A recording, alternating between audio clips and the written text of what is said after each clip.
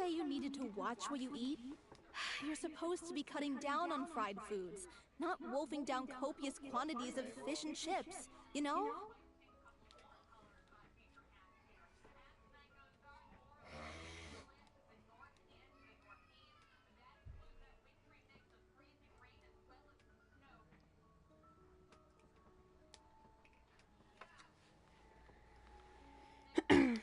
Come on. It's not every day we get to dine at Spina di Rosula's expense. Can you believe how generous she is? I'm not about to pass on free food. Anyway, my character doesn't need to be slim and good-looking. That's your job. Are you kidding me right now? It's not... I've spent my whole life battling the effects of ill health, and it kills me to... Oh no. We're back! Could you maybe put your differences aside for a moment? Ah, you're back. We've been enjoying Spina di Rosula's VIP treatment in your stead. Paulo's nearly done. We shouldn't have to wait too much longer. Great! So you were discussing your characters, right? We heard she's playing the Oceanid who turns into a human girl. What about... Me? I'm an Oceanid too. He was originally supposed to take the form of a crane, but he... outgrew that role. Well, the costume at least. So now he's playing the boar instead. Sorry. The boar's not a bad character, actually. He's the one who raises the little Oceanid, yes? That's right. He has some pretty memorable lines too, like when he imparts some solemn words of wisdom to the little Oceanid. If you become human, you can reveal your secret to no one. You will face suffering and loneliness. Is this truly what you want? Wait, that sounds kind of familiar. It's the most important line in the whole script. I think it's a symbolic statement about our director's life and legacy. She kept quiet about all the trials and tribulations she faced in running our troupe, allowing us to devote ourselves fully to performing. It was only after she was gone that we realized how tough her job really was. You mentioned earlier that the troupe is like your home. Yeah. I was born with an incurable illness, and once my family found out it couldn't be treated, they decided they didn't want me anymore.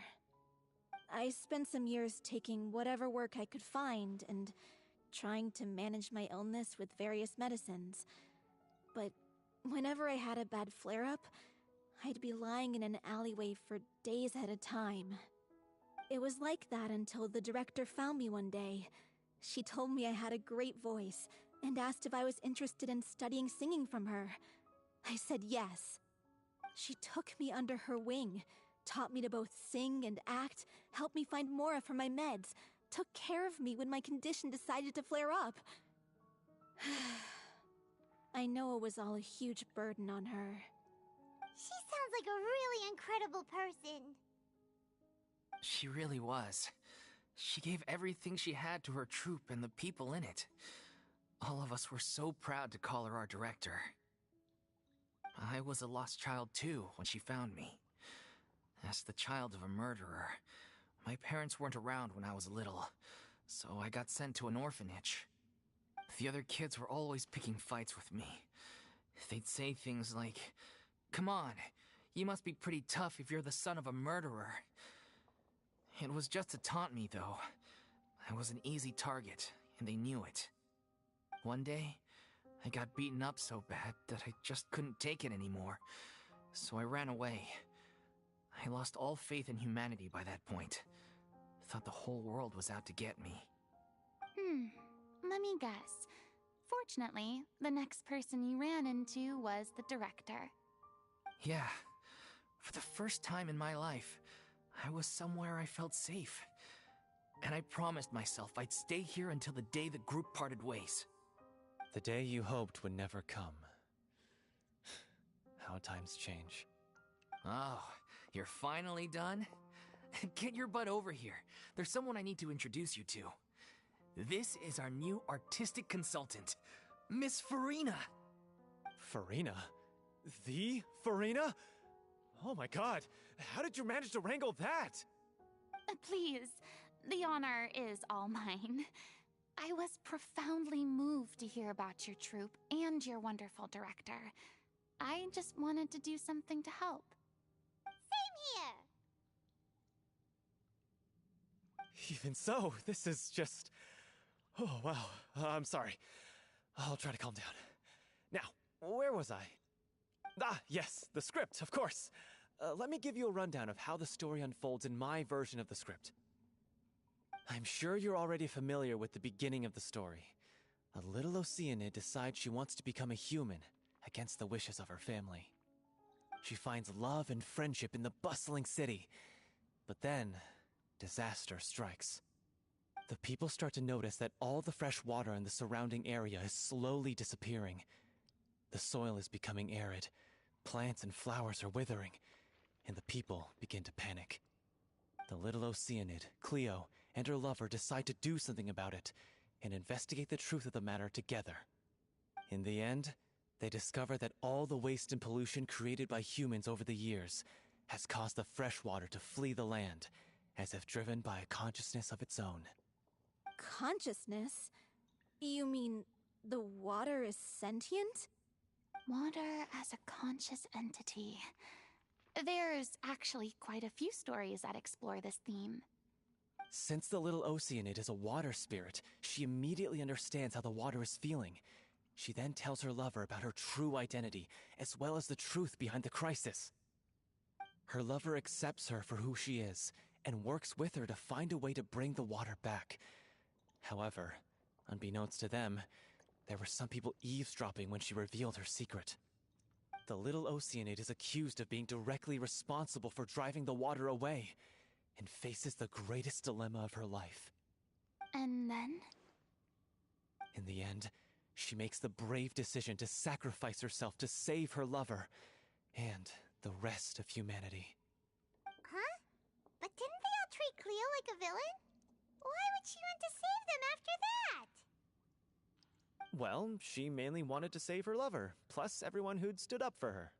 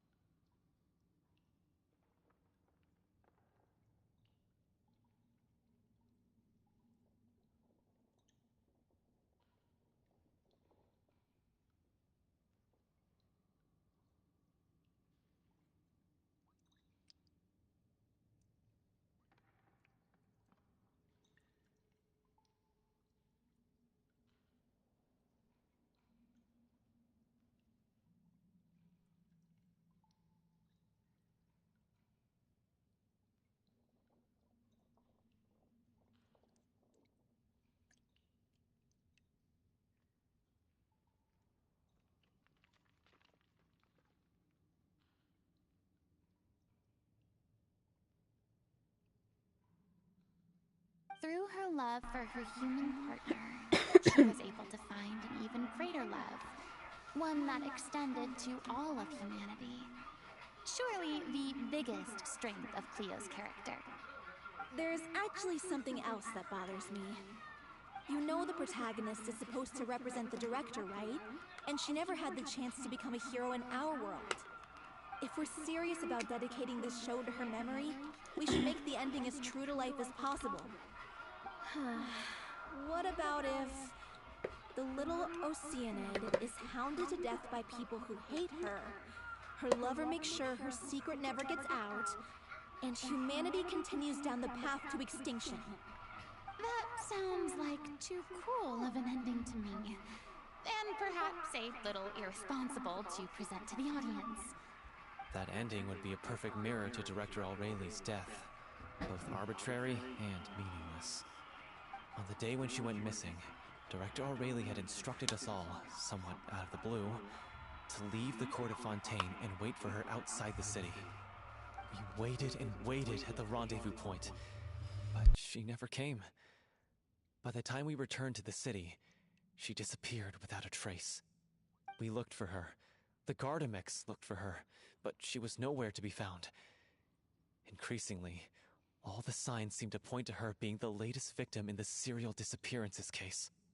The director was the kindest soul in the world, yet she was senselessly sacrificed for the sake of a so-called experiment by someone who had nothing to do with her at all.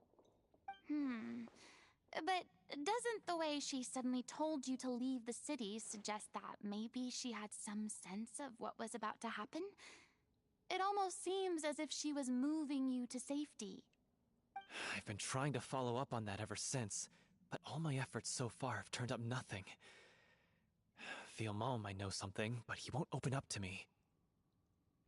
Villemont? The one who's playing the role of the villain? Yeah. He's been overwhelmed by grief. I think the director's death hit him hardest of all. Grief? Guilt, more like. Also, I have a hard time imagining that anyone took it harder than me. Because, well, speaking of the play being true to life, I was deeply, madly in love with Aurelie. Oh. What? You kept that one quiet. It's time to be upfront with you all. No more keeping secrets from each other. We'll never be able to agree on the ending if we can't be honest about how we feel. I did tell her how I felt once, but she turned me down pretty much straight away. She said that we were all like brothers and sisters to her, and she'd never considered us as potential romantic partners. Not that it came as a shock or anything. It was what I was expecting to hear. So I told her I'd always be there for the troupe, and I'd always be there for her. I said, maybe one day in the future, when everyone's settled into their own lives and on the up and up, and managing the troupe no longer required her constant attention, well, maybe then she could reconsider what she really wanted in her life. And now, that day will never come. So if I'm the one writing this ending, then I'm gonna make sure it does right by Aurelie. I won't let anyone get in the way of that. In that case, you have to straighten things out with Villemont once and for all, face to face. We've all had our differences of opinion over the ending, but those two have never seen eye to eye on anything. One of them has to compromise if we're ever going to reach a final decision. Well, Shush! that's where we're at. Looks like it's time to go visit Villemont. Are you ready to face the truth? I'm slightly terrified. But, for the sake of our final performance, I can do whatever it takes. Honey, you asked, though. I'm dying here. You really do get what I'm going through right now. I certainly do. Come on, everyone. Allons-y! I'm dying here. Just look, sure. So now I go with the doctors on Friday. So.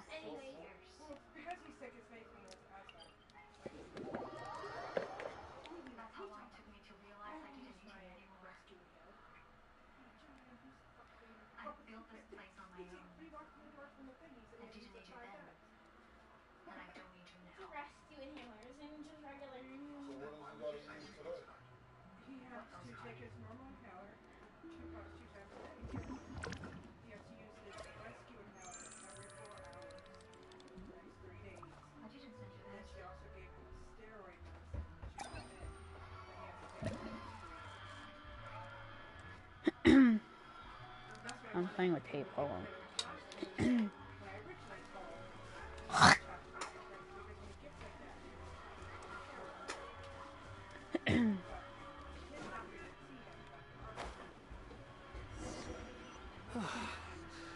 This is tough going. Delphi, are you sure you can manage in your condition? I could ask you the same question. Try to keep up.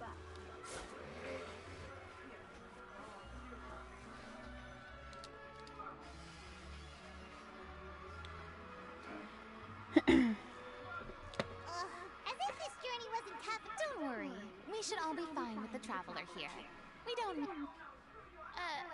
wait. Why are you... We're just curious, that's all. I don't think anyone's... Yeah, but don't you remember why? The Hydro Archon willingly gave up all her power so it could be converted into Precisely!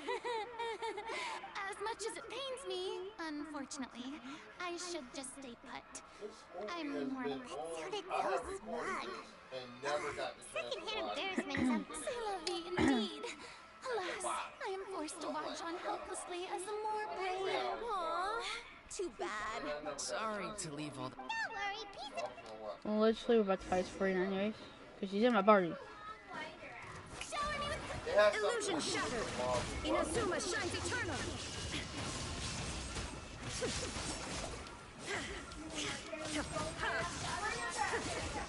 Our bond is strong. Out of my way. Time to shine.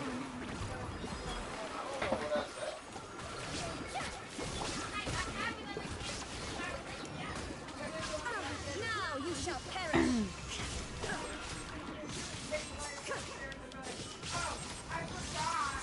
Illusion shattered. Stand with me. Lightning terrified. Strike a pose. Bravo! Good show. You certainly live up to your reputation. Yeah, thank you. Anyway, the path is cleared now, so onwards and upwards. Hey, but remember in that movie where he said, no bamboo sticks in rush hour? Mom, are you there? It's you guys. Wait, what's leading? I can explain. We've been rounding up the whole troop. We now have everyone except you. So, you think knowing the truth about the director's disappearance will help you write an ending to the script that pleases... I care just as much as everyone else about making the Little Oceanic a success. That's why, if I open this can of worms now, I just don't want to make things difficult between us.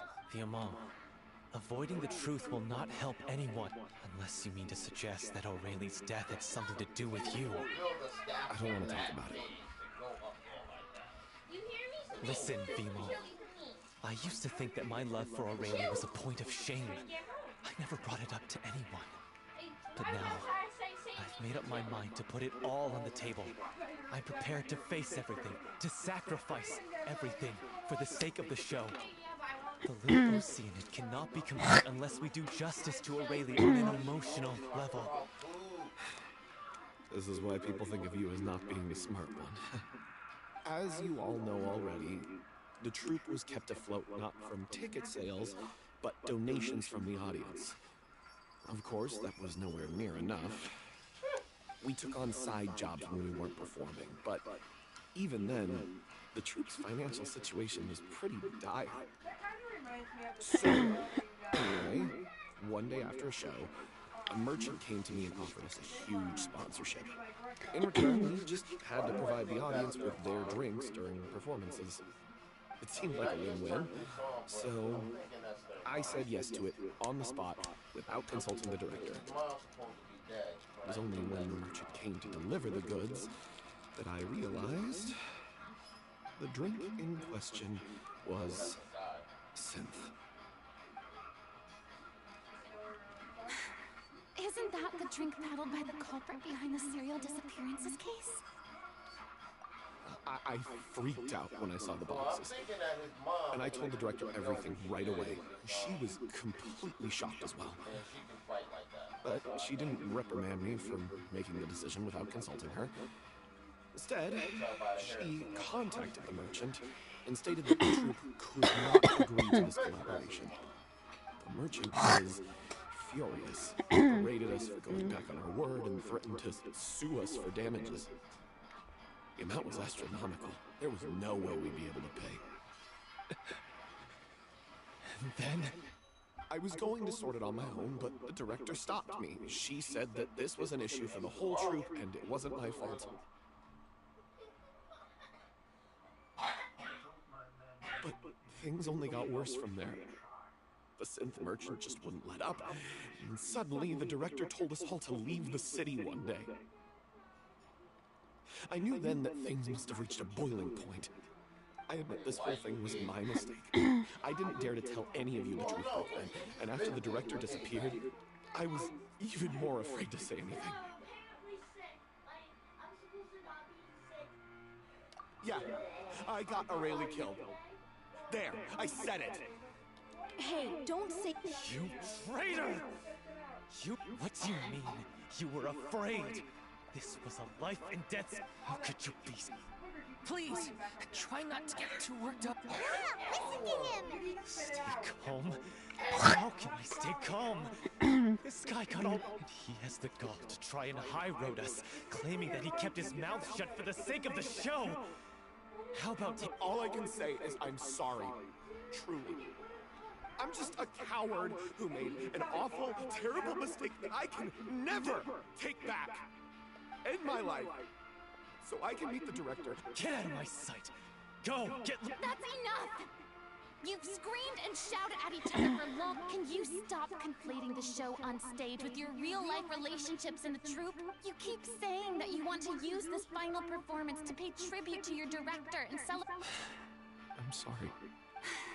On stage, the lead role is the focal point of the audience's attention. And you're all used to seeing the director as the heart of the troupe. But in her own life, her greatest desire wasn't to be the center of attention. I can tell how what she wanted was to build a warm home for all of her brothers and sisters. To shield you all from the storms that rage in the world outside. That's how you should remember her. And that's what you should be celebrating. I understand why you're trying to make her the hero of the story, but... Yeah. So think hard about what that means. And then think again about what if you really hate each other and can't reconcile your differences. Then you could just call it quits now. Why bother with the fun? But you can't bring yourself to do that, can you? You care too much about Director O'Reilly and the home she built you all to let go. What are you laughing at? Sorry, I didn't mean it that way. It's just that if she'd seen Paulo and Vilmont at each other's throats like that, she would have scolded them exactly. Really? But she sounded like such a... Of course she was. Even her harshest lectures came from a place of kindness, and it showed. She really was a truly outstanding person. What you said, it really puts everything into perspective.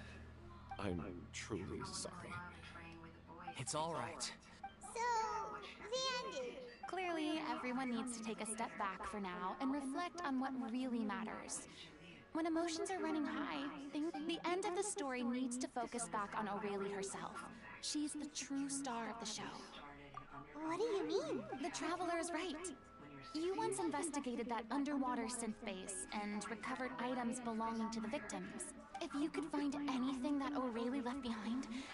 You really think that's... I trust that nobody would object to the ending of the story being based on O'Reilly. No. Well, Come, let's pay a visit to the Palais Mermonia. The rest of you, head back to the rehearsal location for now, and wait.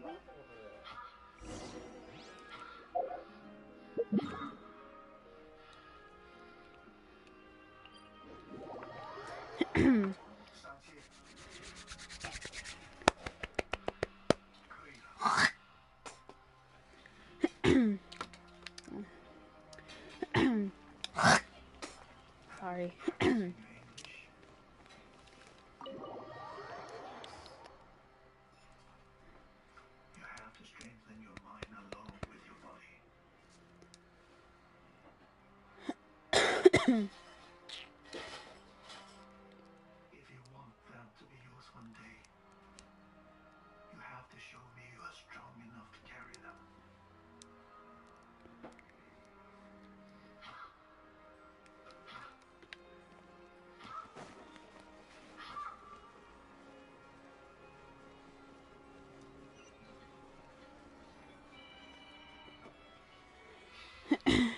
You want to review some recovered items connected to victims of the serial disappearance? Still, since you were the ones who discovered and submitted the evidence in the first place, you don't actually have... No.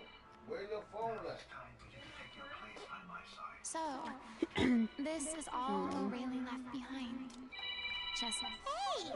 It's full of script lines! And sketches... Let me take a look. Maybe there's some... Aha! I found something. Ju looks like she kept a detailed record of her captor's actions. She even mentions the truth behind the experiments on dissolving young women. If we'd had the chance to examine this notebook carefully back then, it would have been a conclusive piece of evidence. Lachey took so many lives. It's still so unthinkable how many victims... I guess O'Reilly must have written all of this down in the hope that her records... wait, it cuts off. Her handwriting here gets patchier and more illegible by the line. Her final words are... I'll let you read them for yourself. And it worked. America was terrified of an orange. The truth is, I've had many names throughout my life. The Warrior King, Master Khan, the most dangerous man on earth. For years. She was so terrified. She may have been a mighty hero in the eyes of her troop, but I can't bear to think how painful and lonely her final days... wait.